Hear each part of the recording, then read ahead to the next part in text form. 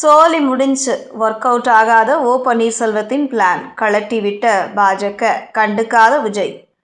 தமிழ்நாடு அரசியலில் ஒரு காலத்தில் அசைக்க முடியாத சக்தியாக இருந்த ஓ பன்னீர்செல்வம் இப்போது குழப்பமான மனநிலையில் இருக்கிறார். அதிமுகவிலிருந்து வெளியேற்றப்பட்டு பாஜகவும் ஏமாற்றிய நிலையில் அடுத்த கட்டமாக என்ன செய்வது என ஆதரவாளர்களுடன் ஆலோசனை நடத்தியிருக்கிறார்.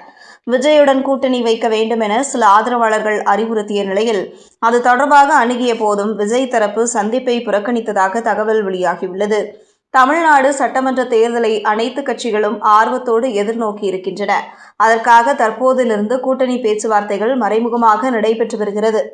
அதிமுக பாஜக கூட்டணி உறுதி செய்யப்பட்டு இருக்கும் நிலையில் திமுக கூட்டணியையும் ஏற்கனவே முடிவு செய்யப்பட்டதுதான். அதிமுக பாஜக கூட்டணி உறுதி செய்யப்பட்டாலும் இன்னும் சில குழப்பங்கள் நிலவுகிறது. கூட்டணிக்கு அதிமுக தான் தலைமை தாங்கும். எடப்பாடி பழனிசாமி தான் முதலமைச்சர் வேட்பாளர். எடப்பாடி பழனிசாமி வலியுறுத்தி இருக்கிறார். அதே நேரத்தில் டிடிவி தினகரன், சசிகலா, ஓ பன்னீர்செல்வம் ஆகியோரை எக்காரணம் கொண்டும் சேர்க்கக்கூடாது என இபிஎஸ் கட் அண்ட் ரைட்டாக பேசியிருந்ததாக கூறப்படுகிறது. இதனால் பாஜக என்ன செய்வது என்று தெரியாமல் குழப்பத்தில் இருந்தது. காரணம், இதுவரை எடப்பாடி பழனிசாமி, டிடிவி தினகரன், ஓ பன்னீர்செல்வம் உள்ளிட்டோர் கடுமையாக விமர்சித்திருக்கிறார். அவர்களுக்கு அதிமுகவில் இனி இடமே இல்லை எனவும் கூறினார். தற்போது தனியாக சென்று வந்துவிட்ட நிலையில் எம்எல்ஏ ஆசையில் இருக்கும் பாஜக தலைகள் எடப்பாடிக்கு ஆதரவாக பேச கூட்டணியில் இருந்து ஓபிஎஸ்ஐ வெளியேற்ற வேண்டும் என வற்புறுத்தியுள்ளனர். இந்த நிலையில் எப்படியும் பழனிசாமி தனக்கு எதிராக வேலை செய்வார் முன்கூட்டியே உணர்ந்த ஓ பன்னீர்செல்வம் பிரதமர் மோடியை சந்திக்க திட்டமிட்டிருந்தார். இது தொடர்பாக நயினார் நாகேந்திரனிடம் பேசியிருந்த போதும் அவர் அதற்கு ஏற்பாடு செய்யவில்லை என கூறப்படுகிறது. இதனால் கோபமடைந்து பன்னீர்செல்வம் பாஜக கூட்டணியில் இருந்து விலகுவதாக அறிவித்திருந்தார்.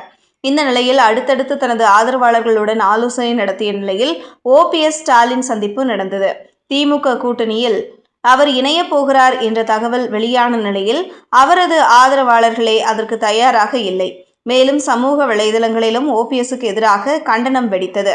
திமுக கூட்டணி முடிவை தள்ளி போட்ட கடைசி வாய்ப்பாக தனித்து போட்டியிடுவது அல்லது விஜய் உடன் கூட்டணி என்கிற நிலையில் இருந்த ஓபிஎஸ் சில சென்னை ஆதரவாளர்கள் மூலம் விஜய் தரப்பை சந்திக்க அனுப்பியுள்ளார்.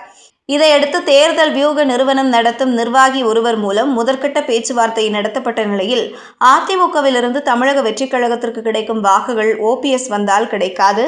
மேலும் அரசியல் வாழ்வில் அஸ்தமனத்தில் இருக்கும் ஓபிஎஸ்ஐ கூட்டணியில் சேர்த்தாலும் சேர்க்காவிட்டாலும் எந்த பலனும் இல்லை என விஜய் தரப்பு மறுத்துவிட்டதாக கூறப்படுகிறது. பல ஆண்டுகள் அதிகாரம் மையமாக இருந்து அதிமுகவில் வெளியேற்றப்பட்டு விட்டோம். பாஜகவும் ஏமாற்றிவிட்டது. விஜய் தரப்பிலாவது கூட்டணி சேரலாம் என்றால் அதற்கும் வாய்ப்பில்லை. எனவே சொந்த தொகுதியில் சுயேட்சையாக போட்டியிட்டு எம்எல்ஏ ஆவதோடு பிற பகுதிகளில் அதிமுக வேட்பாளர்களை வெற்றி பெற விடக்கூடாது என்பதுதான் ஓபிஎஸ்ஸின் தற்போதைய எண்ணம் என்கின்றனர் அவரது ஆதரவாளர்கள்.